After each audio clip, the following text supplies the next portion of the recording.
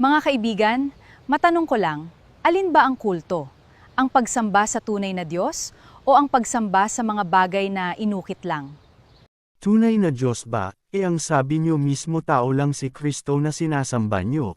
Di niyo nga alam kung ano ang Kristo, at kung sino at ano si Jesus. Ang Katoliko ay di sumasamba sa di tunay na Diyos, o sa mga rebulto, mga bobo lang ang nagsasabing nagsasamba sa rebulto. Mayroon bang pagsamba na di inaakong sinasamba? Pag sinabing sinasamba, ipagmamalaki yan syempre. Tulad niyo di ba? Ipinagmamalaki niyong sumasamba kayo sa dalawang tao. Kay Manalo at kay Kristo na sinabi niyong tao. Ginawa niyo pang iidol o Diyos-Diyosan si Kristo. Tapos si Manalo. Lahat ng kasulatan na para kay Jesus ay kay Felix Manalo niyo iniugnay. Ginawa niyo pang mas mababa si Jesus kay Manalo.